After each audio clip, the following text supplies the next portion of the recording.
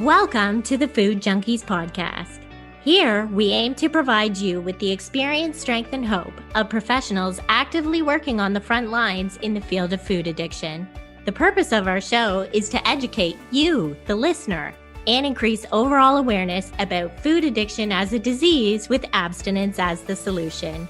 Here, we talk about all things recovery. Most importantly, how to thrive rather than just survive. So stay positive, make a change for yourself, tell others about your change, and hopefully the message will spread. Welcome to today's episode of the Food Junkies Podcast. Clarissa and I sat down with Dr. Joan Kent.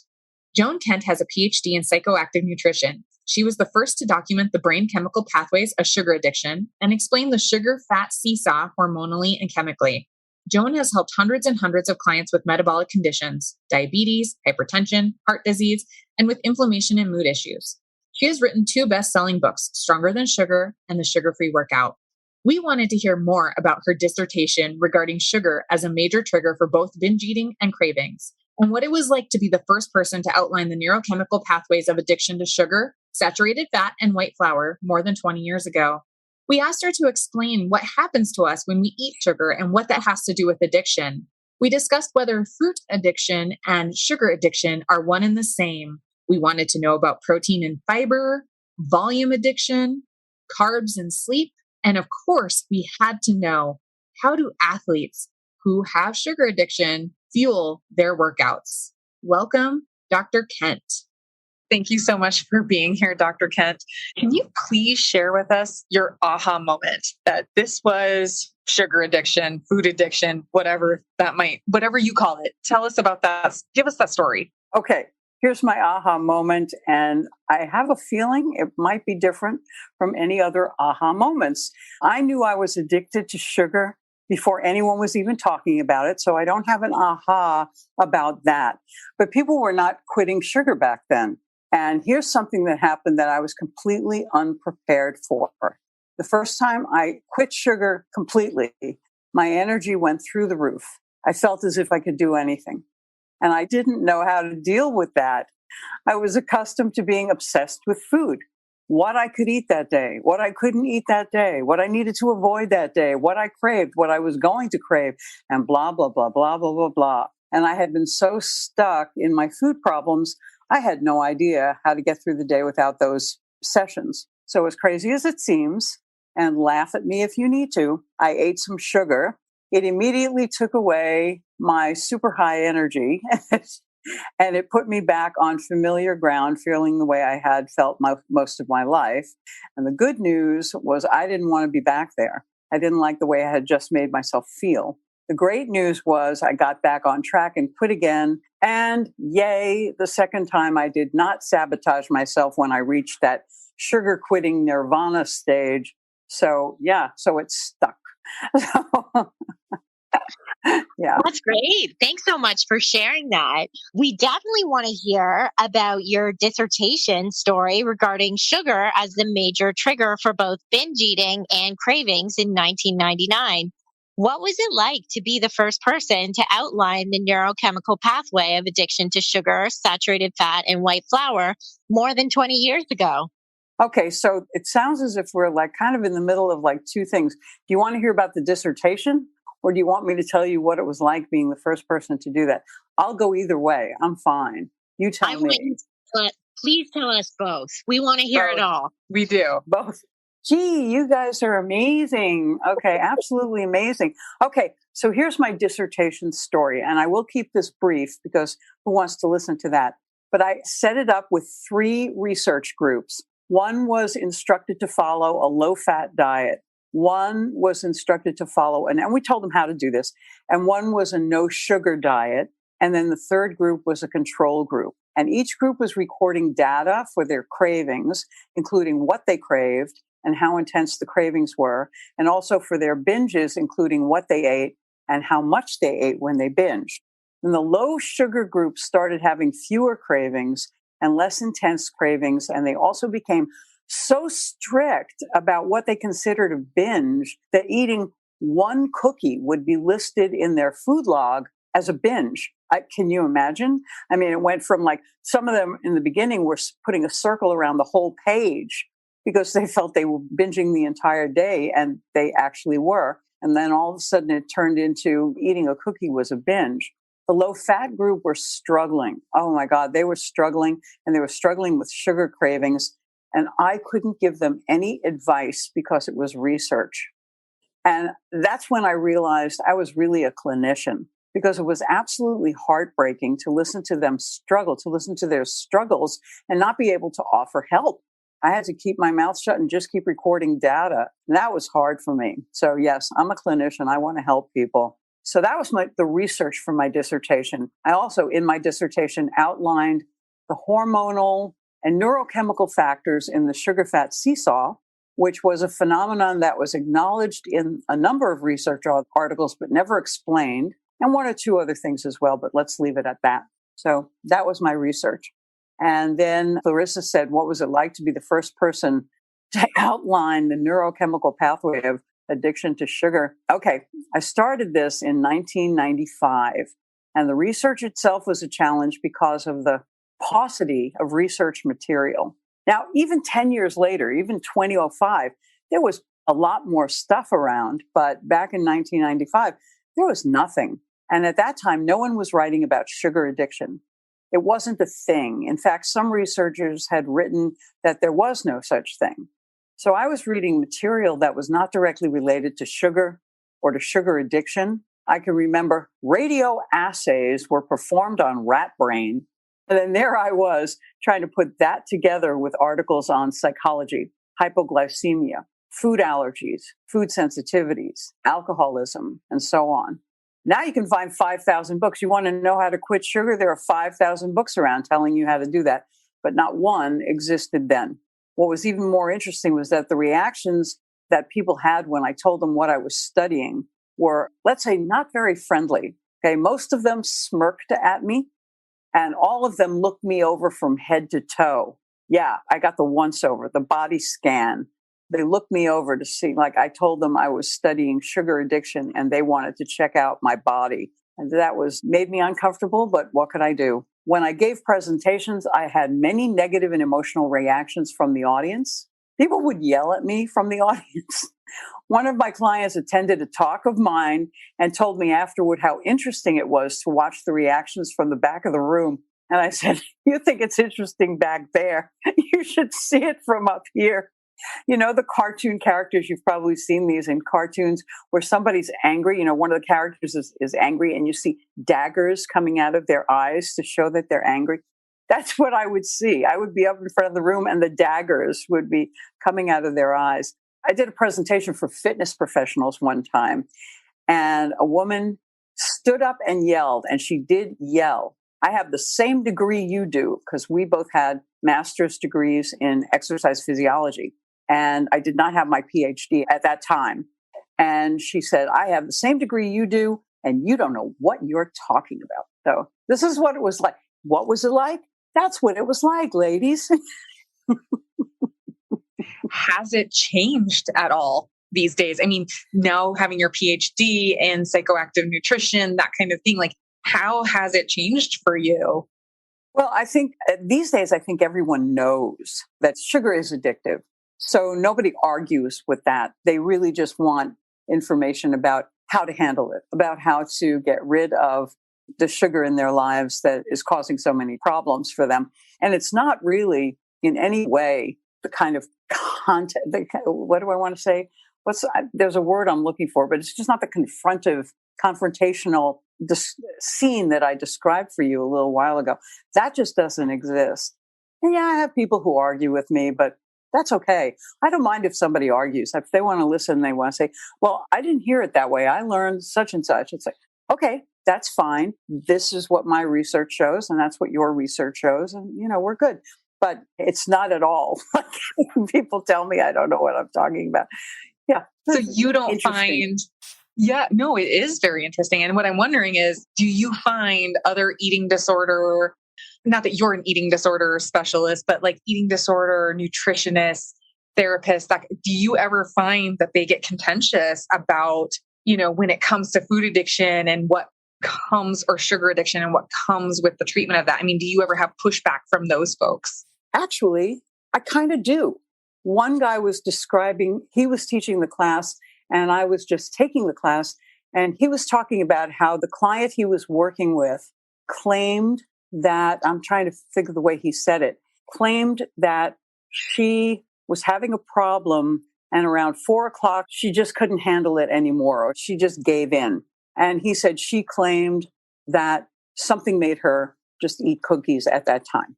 And I said, would you consider that maybe at that time she really did have something telling her to eat those cookies? And he said, oh, well, yeah, I think there's a lot we can say about this, but I don't think anybody ever gets addicted to food. And he was a registered dietitian, so he had his very set program. So yes, so that would be an example of that. And I do have people thinking that it's not, like, I really look at it from a neurochemical perspective. I do have a lot of people telling me that I'm not looking at it the right way. It's more about behavior. It's not about brain chemistry, as if brain chemistry doesn't affect behavior. So there you go. So yes, thanks for bringing up these memories. Oh, yeah, no, absolutely. I mean, I think we're just so interested. Clarissa and I are just so interested because we've been having this conversation along the way that we get a lot of pushback, and not necessarily always directed at us, but that there's a lot of noise out there for our clients who do, identify as sugar addiction, food addiction, that as having that disease. And so it becomes noisy for them, right? That like, yeah, but you're not addicted to food. Well, we don't have to eat cookies to stay alive. Yes, we have to eat tomatoes to stay alive, or whatever. Like, so there's just all these nuances. And so one of the things that we like to ask our guests is, how do you push back on those people who show up and say sugar addiction isn't real or food addiction isn't real? Like, how do you come back at, do you use science? Do you use just anecdotal experience? I mean, I know you've seen thousands of clients at this point, kind of deal. What do you say to them and how do you push back? Yes, it is good to fall back on science because that's something that doesn't get argued with quite as easily. Anecdotal evidence can help as well. Sometimes a story really does make the point. I guess pushback doesn't scare me the way it used to, because when it did, I found myself thinking, OMG, what am I going to do? And nobody even said OMG in those days. That was not a thing. So, but it was like, oh my God, what am I going to do? But now I'm a little more comfortable with it. And I do know that it's real. And I had a woman, and this kind of surprised me. I had a woman say, it's like, what's the first thing that the people who talk about food addiction tell you? Well, get rid of sugar, get rid of white flour. So what's the difference between saying sugar addiction and saying, okay, let's talk about food addiction, get rid of sugar, get rid of white flour? And there's more to it, of course, but still, don't give me this, I don't know what you're talking about, because of course you do. That's, yeah. So I know I'm sounding. No, that's great. I'm just wondering if you can explain to our listeners exactly, because you have so much knowledge, what happens to us when we eat sugar and what does that have to do with addiction? And then maybe your thoughts on why we shouldn't just eat whatever we crave. Good question. Okay, so let's start with the simple thing. Let's go with insulin, because I think that's a simpler fact. So let's start with that. Sugar generally triggers a pronounced insulin response. Now, some people have an exaggerated insulin response to sugar that they eat, and that can lead to huge drops in their blood glucose, and it can bring on low energy, mood changes, cravings, and a number of other symptoms. So the cravings, not surprisingly, can lead to the consumption of more and more sugar. So there's kind of an addictive loop there, but the actual addiction has to do with brain chemistry. So we're looking at a relatively rapid release of beta endorphin. And I know most people say endorphins. I'll try to remember to say that. So rapid release of endorphins and dopamine. And those two chemicals involve both brain reward, I feel good when I have this, and reinforcement, that was great, I want to do it again. And they're the reason we tend to want more and more sugar. So a little bit later on, this goes back to insulin again, there's a synthesis and a release of serotonin. And the chain is linear. The more sugar, the more insulin, the more serotonin. As each one increases, the others increase as well. And serotonin is associated with seeking behaviors. So in lab animals, it might look like the animal's climbing all over the cage to get to whatever it is they're seeking. But translated into human behavior, The dopamine and endorphins are what make us want Ben and Jerry's in the middle of the night. And it's the serotonin that makes us throw on a coat over our PJs and run out to the store in the middle of the night to get some. That's the seeking behavior. How much trouble are you willing to go through to get that? So that's a serotonin thing. And so why? Oh, go ahead. Yeah. I was trying to remember I knew there was another question. I was trying to remember it. Go ahead. Yeah. So can you then explain to us why we shouldn't eat what we crave? Well, the short answer is it can backfire. So this has to do with a phenomenon known as priming. And the term priming originally comes from drug research. And it refers to the way a small amount of a substance prompts the desire for more. Sometimes right away, sometimes a little bit later. And this has to do with dopamine. And there's a little confusion about this because I've heard some sugar addiction, what do you want to call them, coaches or counselors, talk about opioid priming. There really is no such thing as opioid priming. Priming has to do with dopamine. And there are 4 types of dopamine receptors in the brain. And I do believe it is the D1 receptor that's involved in priming. So eating what we crave can take the craving away for a while, but the cravings might come back, and they might come back even stronger later on. And that phenomenon can actually lock us into an addictive pattern, which is why I think abstinence is really the way to go. And because you're nodding, I'm thinking you must feel the same way.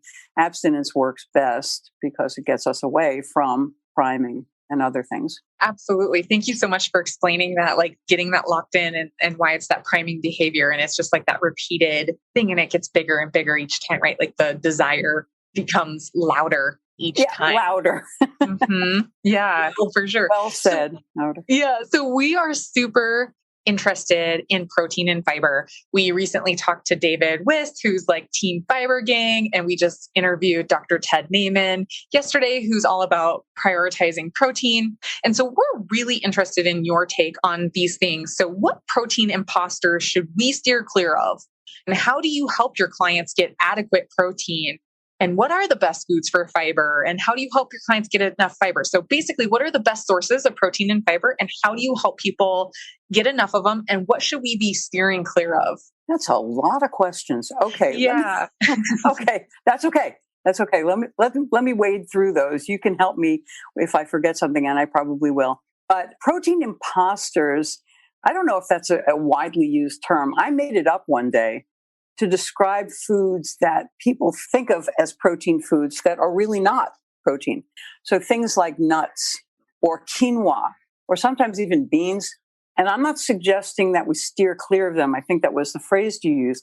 I'm not thinking that we have to steer clear of them because those things are good. I mean, nuts are great. They have monounsaturated fats. That's good for heart health. And if you substitute, let's say somebody's eating things like French fries and what are those things called? Fried chicken sandwiches. If somebody's eating fat like that and they substitute monounsaturated fats from nuts, this is actually a good change. So I wouldn't say stay away from these foods. Quinoa is a very, very healthful grain, but it's a grain. It's a carbohydrate. Does it have a little bit of protein? Sure. But almost every food has a little bit. A little bit of protein, a little bit of carb, a little bit of fat. And some have more than one. But nuts are primarily fats. And believe it or not, the second macronutrient they usually have is carbohydrate. And the protein is last on the list. And yet people I call this the myth that won't die, because they keep calling it protein food and nuts are just not. And again, I know a woman who is a sugar addiction counselor who tells people to eat peanut butter for their protein. There's nothing wrong. I don't have anything against peanut butter. But for heaven's sake, if someone is trying to really keep up their level of protein, they need to eat some real protein that's going to do it, not something that has a whole mess of fat and a small amount of protein. Like get that protein into them so that they can make some changes. Yeah. So what are the best sources of protein and how do you help your clients, the people you work with, make sure that they're getting adequate amounts? Okay. So animal proteins tend to be good, and these days, there are so many people who are vegan that, okay, so let's see. If you can get people to eat, for example, fish or shrimp or chicken or things of that sort, that's a good way to get protein. But if you have someone who's vegan, instead of having them rely on nuts or quinoa, or even what's the usual vegetarian combination, beans and rice. Now, that is a traditional vegetarian combination, but what you end up with is one heck of a lot of starch and only a small amount of protein. So I would say the secret lies in protein powders. And there are so many different kinds that you can use: pea protein, hemp protein, and so many different kinds of vegetable protein. So with all of that going on, that's the way I would say get that in. And the other thing is how to structure a meal. And so it depends on what you call a meal. And I like to see a meal that includes protein and vegetables, lots of vegetables, and good healthy carbohydrates, good healthy starches, and then some good wholesome fats as well. And that's a very, very square and balanced meal. And that is good for stability. Now, this is not sexy, but this is what I recommend all the time, keeping people stable. And the stability refers to their glucose, and it refers to the brain chemistry. And if you can balance all of those, then that person can now start making decisions about what they're going to eat. And we know there's more to it than just that. But if you can get them going in that direction, that is a very good first step or a very good change for them to make. So, all right.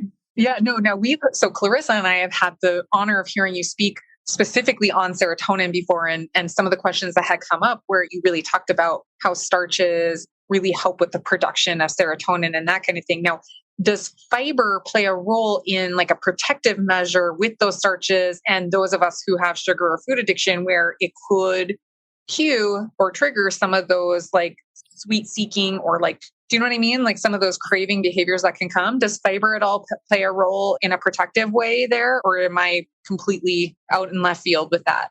You might be in left field, but I don't think I've ever, I didn't mean that toward you. I meant, no, that's okay. But I have never really heard that, like the fiber is acting in a protective way. But what I will say is that the most healthful starches typically are those that do have fiber in them. Like white bread is not going to have much fiber in it, but at the same time, I think we both know, we all know, that it's junk.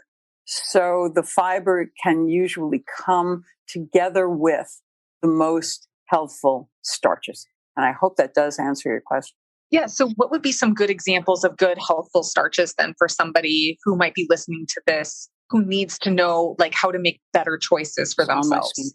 There you are. I'm going to have to ask you to repeat that again. Because yeah, absolutely. So what might be some good choices that somebody could make? Like what are some of the best starch choices that are higher in fiber so people can make better choices for themselves if they have that as part of their food plan? Okay, let's go back and say quinoa. Okay, quinoa is not a protein, but it certainly is a very good carbohydrate. And things like turnips or things like squash or things like lentils. I mean, these are good and they do have fiber and they're really wholesome and they're fairly stabilizing. I remember reading an article about slow carbohydrates and the word for the slow carbohydrates was lenti. And I couldn't help but think about lentils.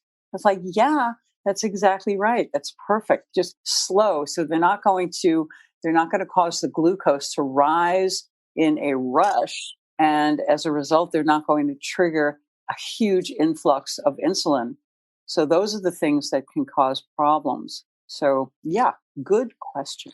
So we also have many clients who identify as volume addicts. And recently we heard you speak about starches and their role in serotonin production, and that this may be what volume addicts are actually seeking when they eat large amounts of food.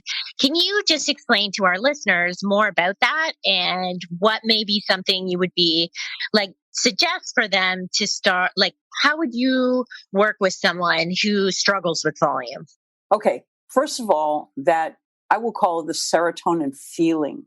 And that need for the serotonin feeling can be satisfied by eating so much that the stomach gets really stretched, because that will trigger the release of serotonin. But I think we can do it without that, simply by putting together meals that include some starches without, don't do the low carb or the no carb thing. This is one of the reasons that I don't have my people doing keto diets. It's like, get some carbohydrates in there. And so the way, we've just described by putting all these things together, there could be enough, and you might have to tweak it for each individual. Maybe bring up the starches a little bit in this person's diet. Maybe bring up the protein a little bit in this person's diet. But basically, don't skip over the starches completely. And they might find that the serotonin production that they're dealing with, that they're creating, is adequate. And that may keep them from craving it through volume. So I do think that one of the approaches to take is not to rely on a diet that's completely absent. However popular it may be to say carbs are bad and let's get it out of the diet, I think there's a lot to be said for having the right kinds of things. And we've already talked about some healthy things like that. Here's another way to deal with it. Maybe a small snack. It doesn't have to be big. All we have to do is trigger a change in brain chemistry.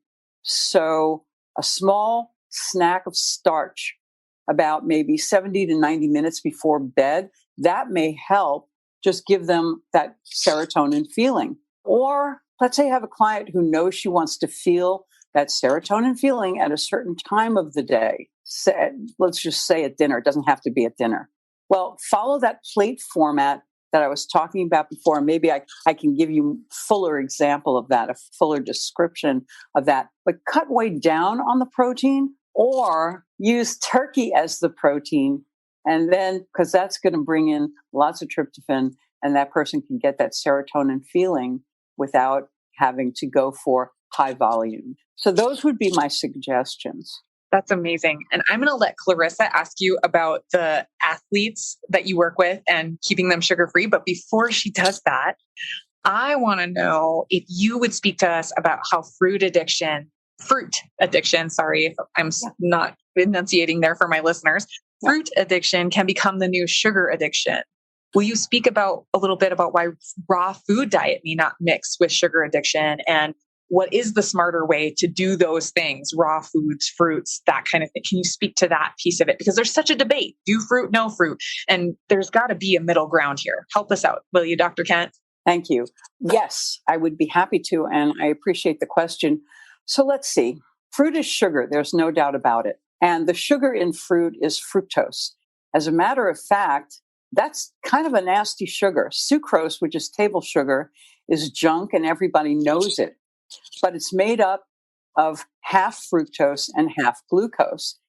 And seriously, all researchers know that what makes sucrose the junk that it is the fructose in it, not the glucose.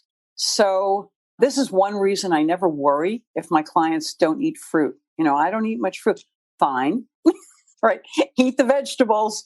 Let's worry about the fruit later. We can add that back in when you're feeling stable. There's that unsexy word again. So yes, you can I've had clients who've presented with fruit addictions, and I don't even think they knew that they were addicted. When they came in to see me for the very first time, they had no idea what was going on. But then a look at their food logs indicated that they were very addicted to the fruits themselves, and they were eating them in large quantities just because that's the stuff they liked, that they were eating sugar. So I think that, yes, it's absolutely true that people can become addicted to fruit, and that it actually just takes the place of the sugar addiction, whatever they have. But I think it also contributes to why I read articles and online posts that claim sugar cravings never go away, which is nonsense. They do go away. That's what's wonderful. They absolutely do go away, but they can't and they won't if you're always answering your cravings with sugar. And fruit is a form of sugar. Like, how is that going to help? I have a craving for sugar, so I'm going to eat this kind of sugar instead of that kind of sugar. And that's really not the way to go. So let's think about all the fancy, sexy sugars that throw people off, like agave, and people will pretend that it's not sugar, or coconut sugar, or maple syrup. And I'm probably forgetting about 100 of them, but honey. I recently found a list of 262. There you go. Okay, I'll never be able to match that list. And honey, even Manuka honey, because everyone says, oh, that's great stuff. Well, it may be in the same way that you can say things about chocolate and say, this is really great for you, but it's not going to be great for a sugar addict. So, we have to make a decision about this. So if you're going to do the chocolate thing, it should be something like, what's this stuff called cacao? So it needs to be unsweetened cacao. Really bitter. Then you get, then you get the benefits of it without the sugar. But when it comes to fruit, there's no way around it. Fruit has sugar in it. So what about the raw food kind of sugar? Oh, right. Yes. Right. That is. So what about the raw food diets? I mean, I read your book and you kind of hinted at why raw food diets might not mix with sugar addiction. What is the smarter way to do that? Like, what should we be aware of if our clients are preferring raw food? Okay. I'll encourage people, if people want to go raw, eat raw, that can be fine, but there tend to be two tracks. There'll be the vegetable track and then the fruit track. So if I'll answer the second part of your question first. What's the smarter way to do it? Well, if you can get somebody on a raw vegetable track, that's probably the smartest way for them to go. It's like, good, eat that. Watch out for too much stomach upset. Just watch out that you're not eating too many raw foods. And very few people actually go 100% raw. And that's okay. It doesn't have to be 100% raw to give you the benefit. But if you take the fruit track, that can lead to trouble for all the reasons we were just talking about. And I can remember one woman telling me that she loved eating raw because she could wake up in the morning and eat pie for breakfast. And her pie was made of like a shell. I guess it was crumbled nuts. Okay. And it was filled with some kind of fruit puree and then allowed to set in the refrigerator and no cooking. Well, I don't think this is a good way for anybody to start the day. I think I'll have a nice plate of sugar. Bad idea. And it certainly is a bad way for anybody who has a problem with sugar addiction to start the day. So that's an example. Don't do the fruit track, do the vegetable track. And to the degree that you can push somebody in that direction, that's good. But a lot of people who are addicted to sugar just don't like vegetables, right? And that has everything to do with how much sugar they've been eating in whatever form they've been telling themselves. So you might need to work on stability before you let them go in the totally raw direction, because as they stop getting used to sugar, as they stop expecting sweet things, they'll probably get to the point that they can taste other things in food and enjoy them and get flavor out of these things that they thought didn't have taste because they didn't have any sugar. I hope that wasn't TMI, but No, that was perfect. I mean, I can definitely relate to the fruit addiction, being someone who thought I was eating healthy and I was eating like 3 to 4 Honeycrisp apples a day and just thinking an apple a day keeps the doctor away and I'm living my best life like this. But then once, it was suggested I remove them, I realized the potency of that addiction and how I started to really resent every single individual I saw eating an apple and just it becoming such a strong addiction for me. And I couldn't agree more that, a lot of the clients, when we start working with them, that, vegetables don't taste sweet. And so they're not that appealing. And you have to wait 3-4 weeks to get your taste buds back before those start to taste delicious again. So I just really appreciate your thoughts on that. So thanks for sharing that, Dr. Kent. thanks. So we would be remiss if we did not talk to you about working out sugar-free. We know you spent 14 years teaching and coaching an athletic performance program in which you were the lead nutritionist. What did you discover about athletes and sugar-free performance? Okay. First of all, it works very well. I had clients way back before I learned this stuff. I had clients who used to, one woman in particular was sponsored. She was a really high level athlete and she was sponsored by a food bar company. And they wanted her to push the bars and they also wanted her to eat them. They were sending her cartons of these things and it wasn't working for her. And I told her she was going to have to get away from the bars. And she did. And then suddenly her performance went higher. So she got away from the sugar and she could do better in her performance without the sugar. And so that was great. But what I have people do is I need to back up and say that this is really for people who work out hard. So if somebody just goes walking for 40 minutes, 30 minutes, and they're comfortable with that, they don't need to stock up. They don't need to eat a special way. Just eat what makes you comfortable. Eat so you don't feel as if you have a brick in your stomach when you're doing your walking. Don't worry about it because you're really not expending the kind of energy that really needs to be replenished or really needs to be built up. Okay, so that's what I want to say.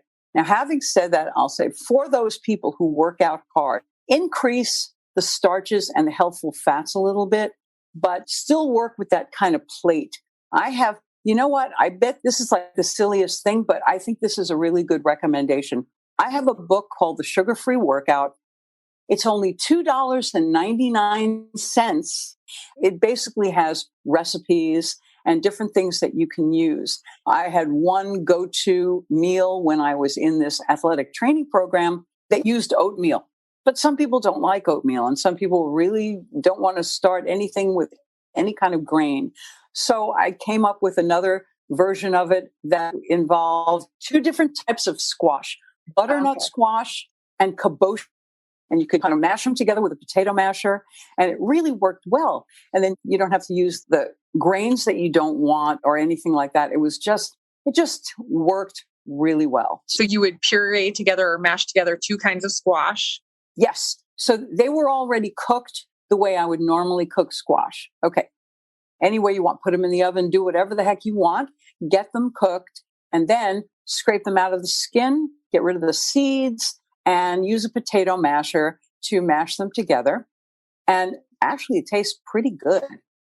And then you can use that, and you have plenty of carbohydrates in a mixture like that. And at the same time, you're not falling back on the carbs you don't want to use, the grains or anything like that you don't want to use. And it's a really good solution. But all of this is in my book, The Sugar-Free Workout. And as I said, it's inexpensive and it's really easy to just read these.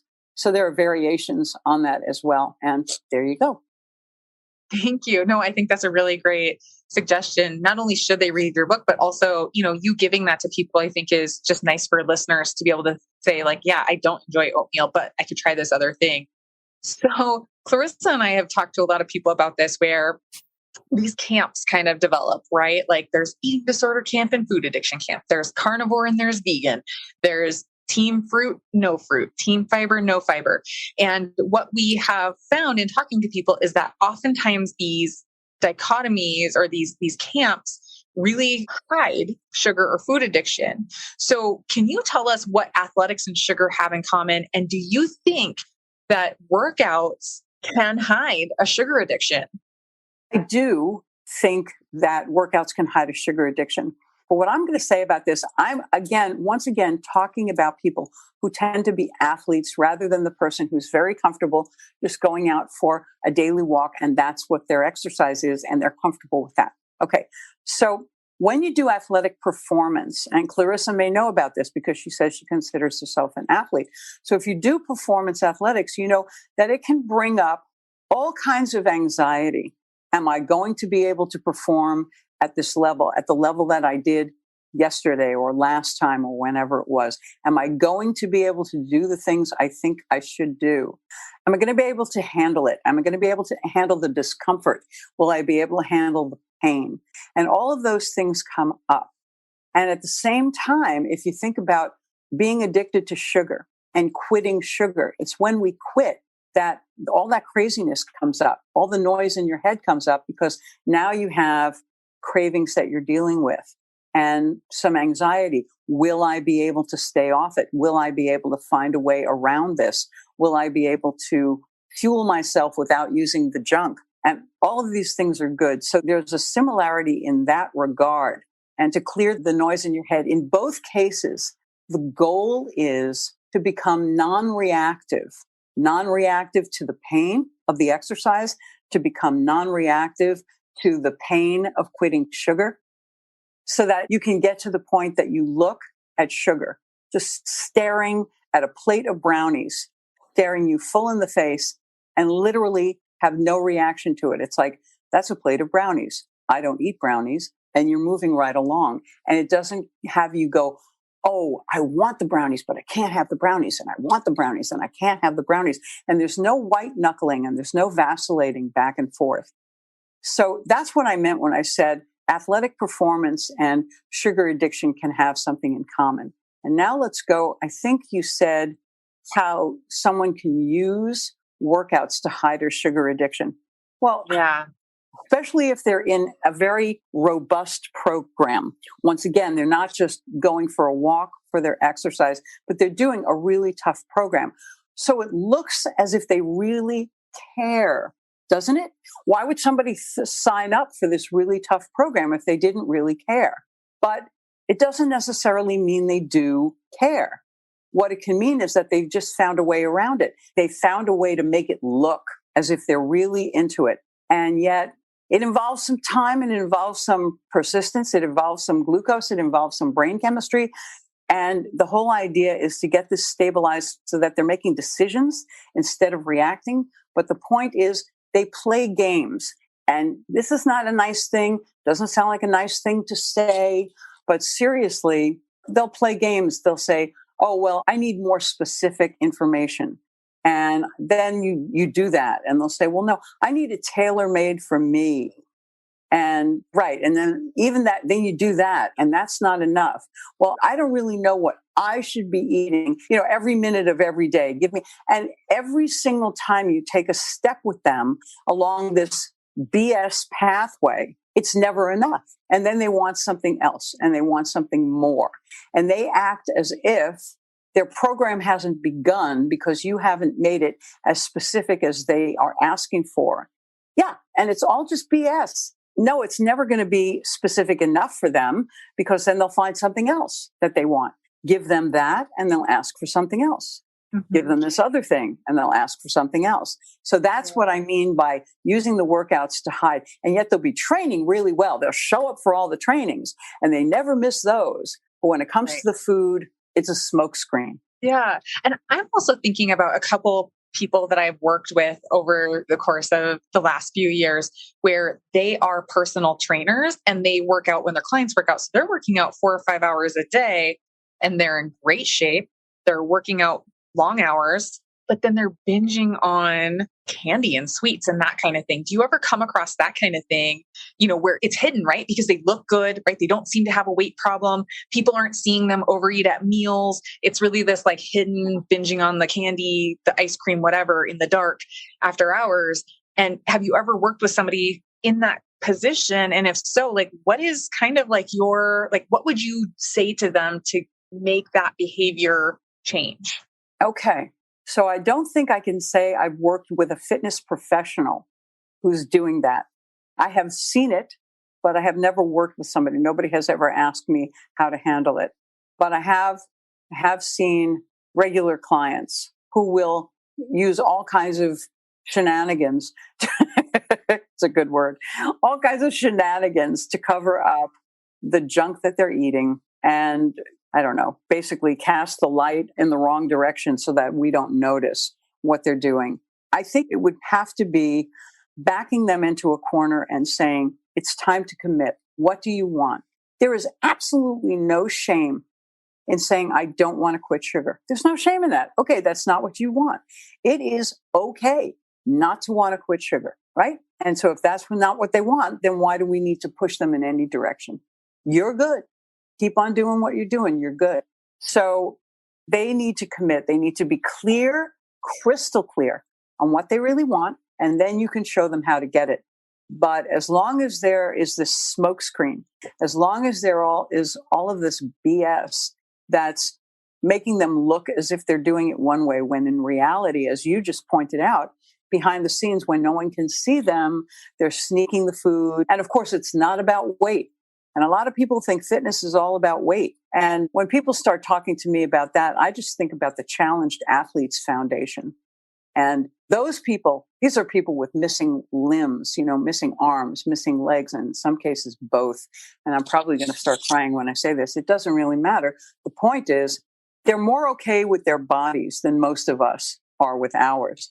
But more to the point, it's so not about how cute you look in your little outfit. It's so about what you can do. And if somebody is okay with what they do, it doesn't really matter how they look in their outfit. And, you can work through that. And I probably have gone in too many directions that I didn't really pinpoint that. I like to be more of a pinpoint answerer, but I have a feeling I rambled on that one. So.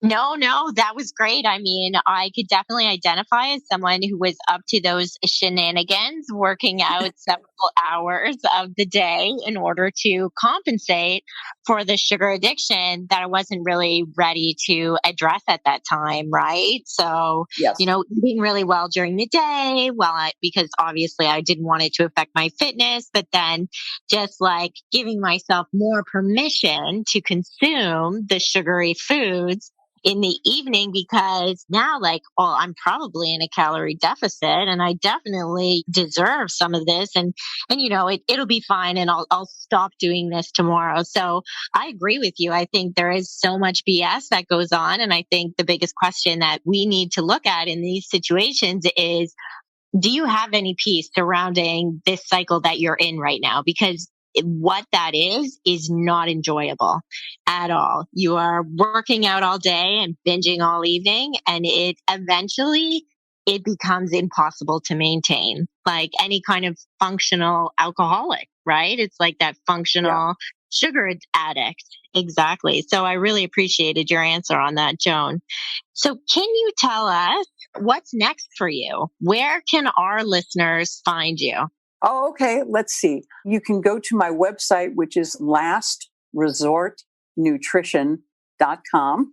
You can send me an email if you have a specific question at drjoan@lastresortnutrition.com. And that's probably the easiest way to get in touch with me, those two things. Okay. And do you have any projects that you're working on that are coming up next? Do you have another book in the works that maybe we should know about? Hint, I don't know. Do you, or what are you working on? Well, let me say this. I feel as if there is another book there, but it isn't yet in the planning stages. So I don't want to talk about it because it would be premature to do that. But thanks for asking. Fair. Yeah, no, absolutely. Okay. So before you go, we have a signature question that we ask all our guests, some version of it. So this is for you. If you could tell a younger version of yourself something about sugar addiction, food addiction, what would it be? Okay, I would want to tell her to stop wasting her time looking for a loophole. And what I mean by a loophole is that one sugar or that one sugary food that appears to permit unrestricted consumption while still giving benefits of recovery. It's just an illusion. You know what I mean? Oh, I can eat this, but I can tell everybody I'm in recovery, or I can even believe myself that I'm in recovery while I'm eating this junk food. And so whatever it is, I kept looking for that sneaky sugar, that one thing that I would be able to eat in any quantity I wanted that would allow me to look for this loophole. And it doesn't exist. And I told a client this, I was working with her and it just seemed important because of the way she was going. And I just said, I've checked out the loopholes. Nobody looked harder than I did. And there really isn't one. And she didn't even hesitate. She said, oh, I'll find it. And, I just oh my God, you are so not ready to do this. Okay, but that's a separate thing. But I digress. Anyway, the other thing I'd want to tell that younger version of me is that not to fear life without sugar, because it's much better without it than it is with it. No mood swings. No depression. I used to have depression all the time, and now I never do. No cravings. No getting sick, when everybody else is getting whatever is going around and coming around. None of that. So life without sugar is better. And I want to tell that younger version not to fear being without sugar. So those are my answers. Thank you. You are right. Life without sugar is better. It's the best. And so we couldn't agree more, Joan. We were literally just having that conversation today about we love taking pictures and videos of our life and sharing it on our social media with our followers and our clients and our listeners, because it's just so different, right? It's just like, what do they say? It's like life in color now, or Technicolor, right? It's no longer that numbed or blunted effect. Like we get to show up and feel it all and experience it all. And it is so much better. So just thank you so much for your time today. Your answers to our questions were wonderful. I feel like I've learned more about you and more about this field in just this hour. So thank you again so much. Well, thank you for having me. Thank you for asking me to do this. It was a privilege. It really was. And I loved it. So thank you.